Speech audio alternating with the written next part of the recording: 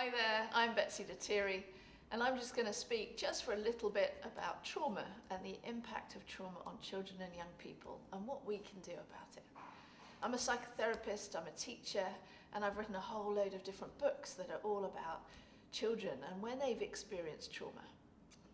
I like to think of trauma as 3 different words. The first one would be when a child has experienced terror. So obviously terror is the worst kind of fear, if they're really, really frightened about something. But if they're frightened about something and feeling terror at the same time as feeling powerlessness, then that's probably trauma. You see, we know as adults that actually we have a degree of power. We can sometimes fight, we can sometimes flight, we can run, we can avoid and escape different situations. But for children, they can't. They feel completely powerless. They're born powerless. They're born dependent on adults. And we can forget that. And we can sometimes think that, well, I'm traumatized too, so are they. We all went through it together.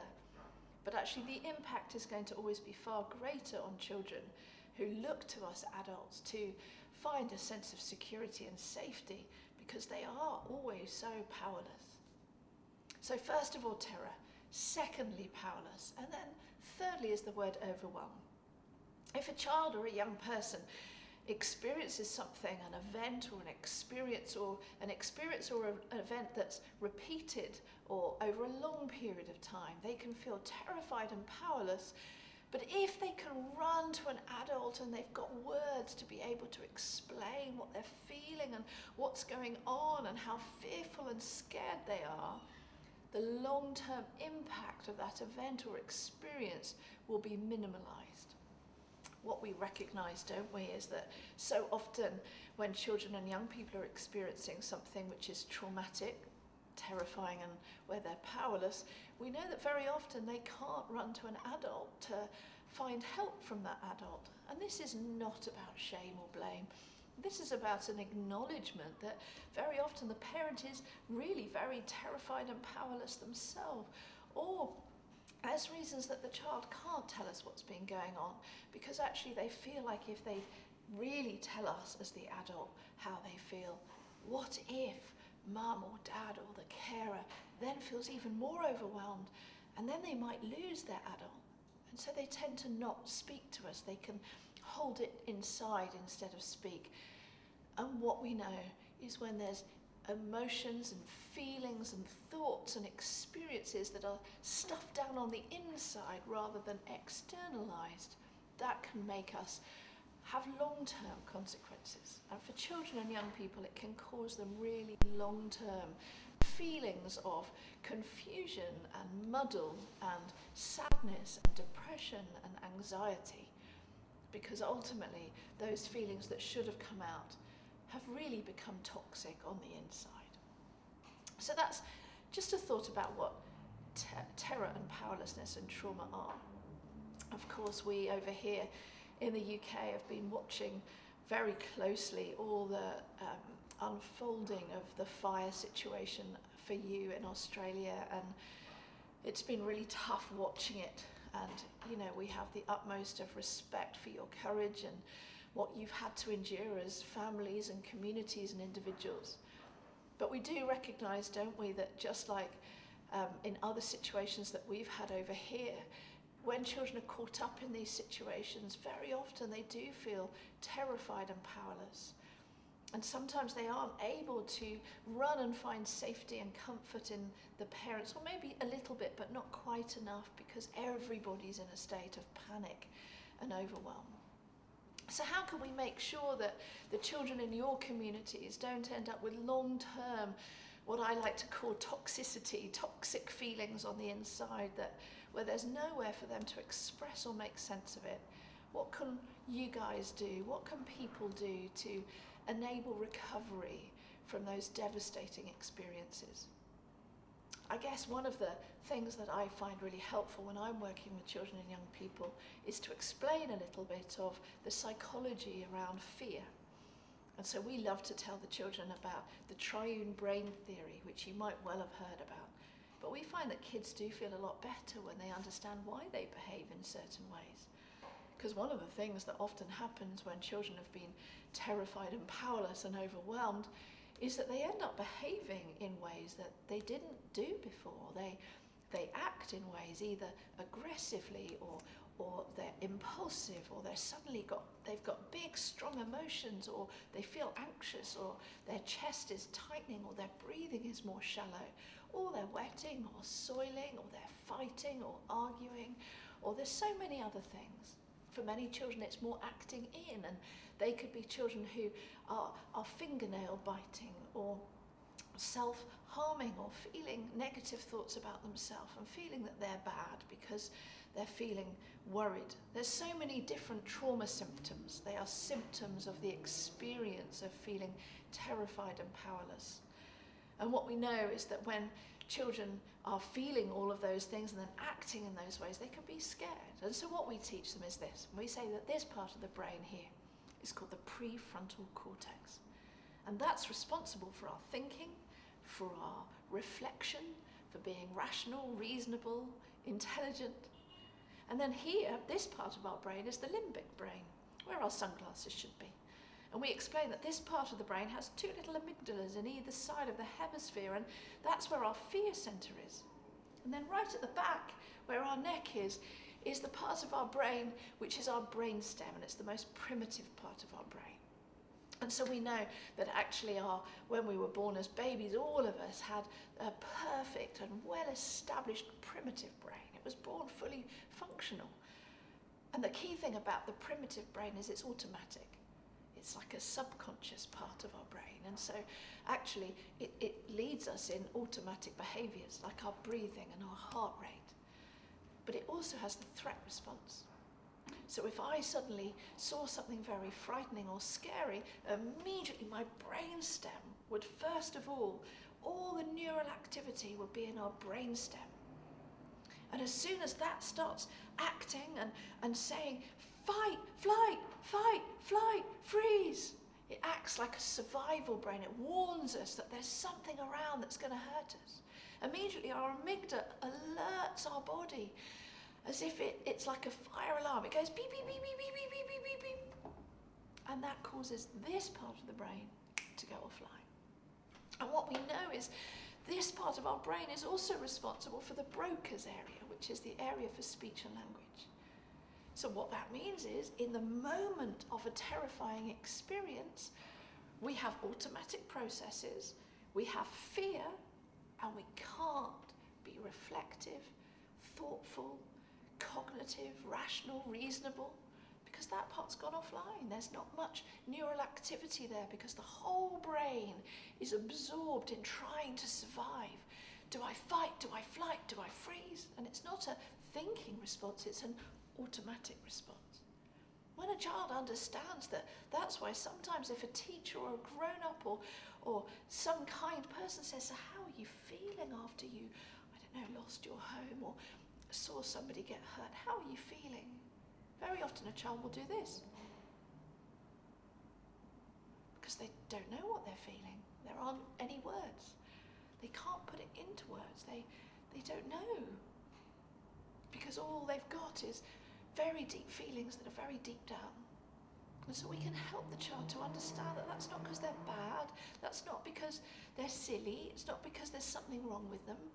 All of us struggle to put into words how we're feeling when something was really frightening and really terrifying, where we felt powerless. Words just don't work. That's why helping children draw and sing and play outside where they can just ponder and reflect, it helps this part of the brain come back online and begins to help a child process and make sense of and come to terms with and think through how they're feeling. It's a process.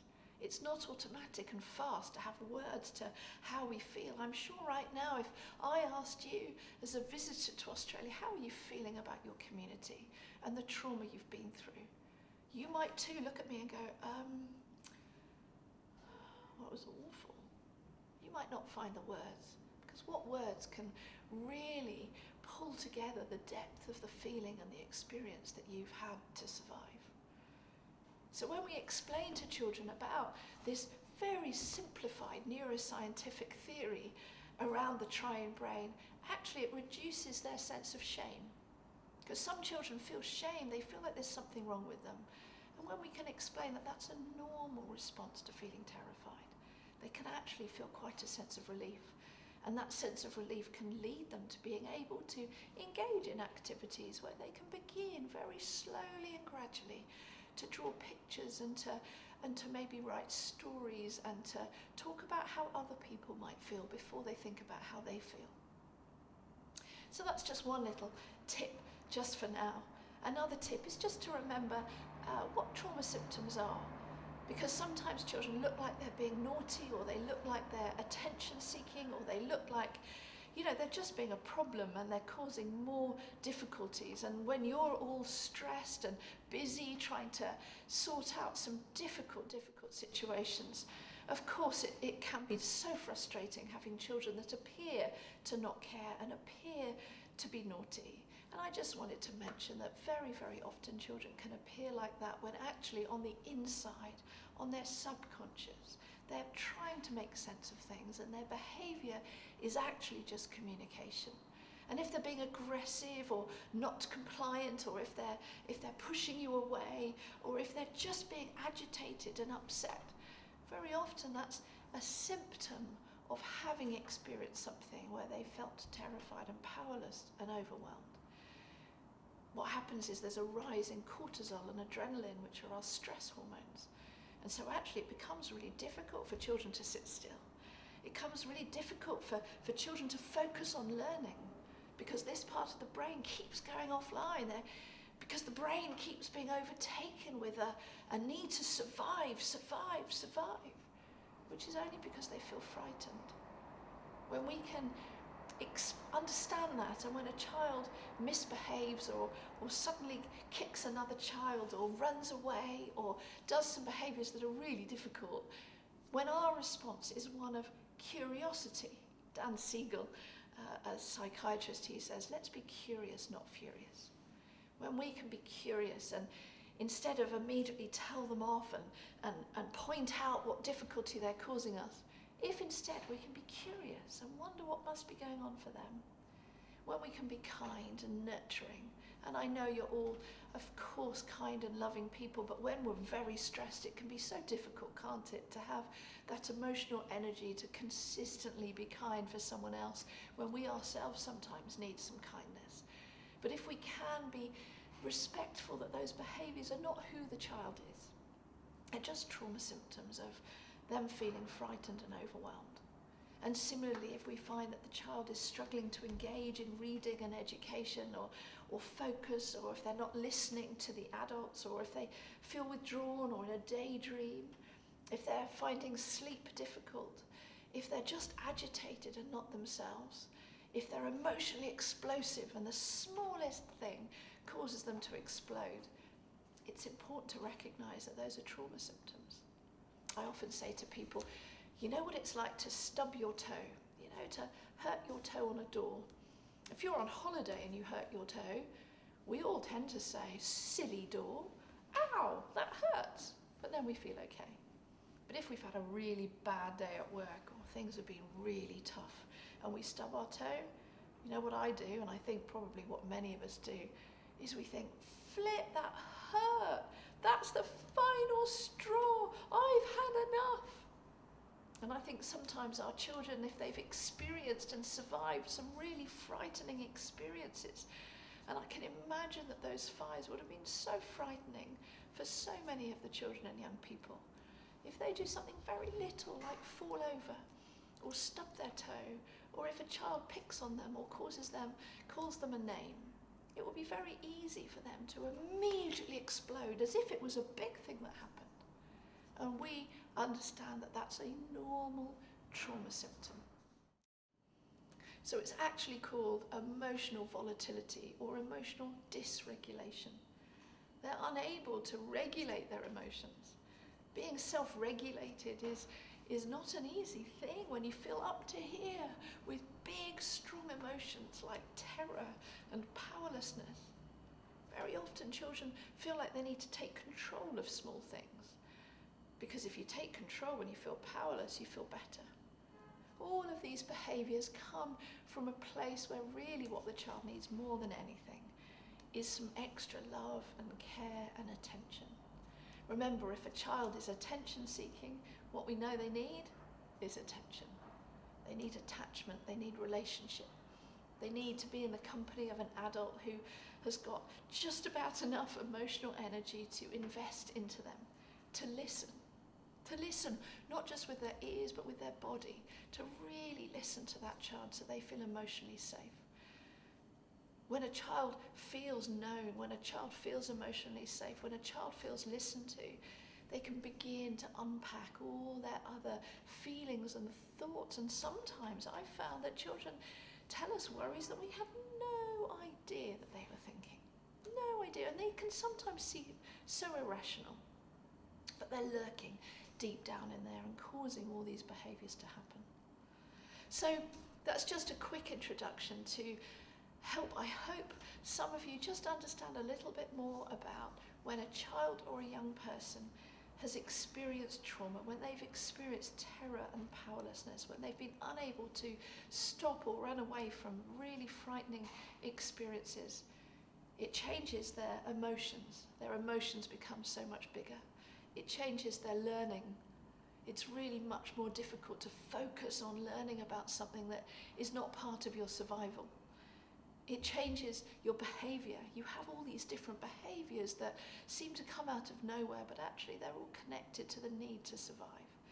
It changes your relationships. Suddenly you naturally either want to withdraw or you want to cling on tight. It can change your memory. You can forget whole chunks of your life, whole periods of time as your brain tries to scramble and make sense of the terror and the powerlessness that you felt. And so let's all, as we go through different traumatic community experiences, let's remember that we can literally change a child's brain and their whole future by just trying to find some resources to listen, to care, to nurture. And please don't worry that they're going to stay needing this for long, long, long term. If we really input into them and give them that time and space when they're really frightened and terrified, soon they won't have to use what we call maladaptive or negative, bad coping mechanisms. They'll be able to actually recover from the trauma, and that's what we want from them, that they can live life as if the negative experience never happened. They can live life free and able to be who they really, really are. I hope that's been helpful, and I'll hope to do another film soon.